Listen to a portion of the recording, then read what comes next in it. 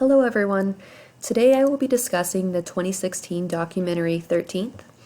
In this documentary, scholars, activists, and politicians examine the intersection of race, justice, and mass incarceration in the United States.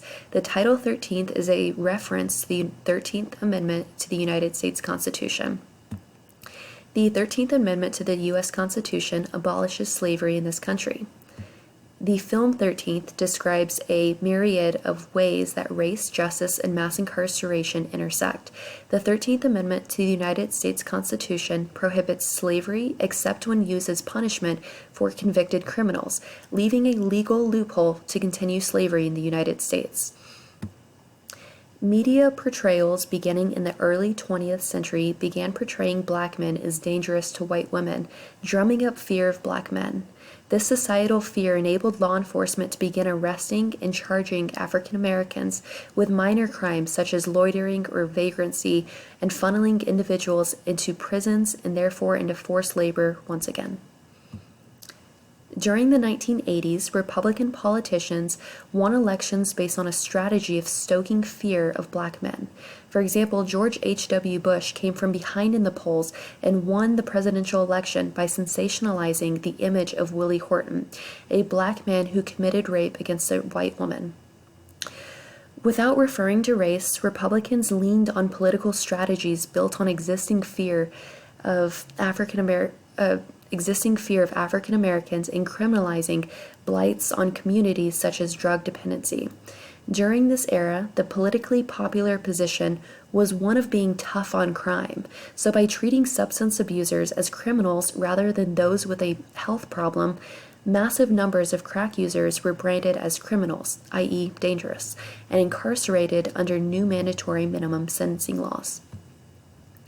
Meanwhile, the American Legislative Exchange Council, otherwise known as ALEC, wrote laws to provide to Republican legislators to introduce in states around the country. ALEC is an organization made up of predominantly Republican legislators and corporations. This organization is the originator of mandatory minimum sentencing laws. But why would a group of corporations and legislators be interested in keeping people in prison longer? Each piece of legislation drafted by ALEC supports the financial interest of member corporations. By putting more people in prison for longer, this enriches for-profit corrections companies and provides a steady stream of inmates to participate in forced labor. Well-known brands like JCPenney's and Victoria's Secret have used unpaid prison labor to drive profits, creating a practice of corporate use of slave labor in the 21st century. This creates a multi-billion-dollar industry around continuing the prison pipeline for black and brown communities. The facts that I have described are not only circumstantial evidence. Political insiders have admitted to the strategy and to the willful malice towards black communities. In one notable example, a Nixon aide admitted that the war on drugs was intended to target black people.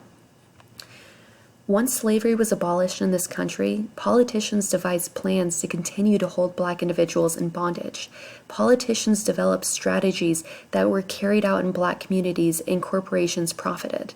With the overwhelming evidence that the war on drugs was primarily geared towards harming the black community, why are policymakers still pretending this is a real initiative? I hope my presentation piqued your interest and you take a closer look at this great documentary. Thank you.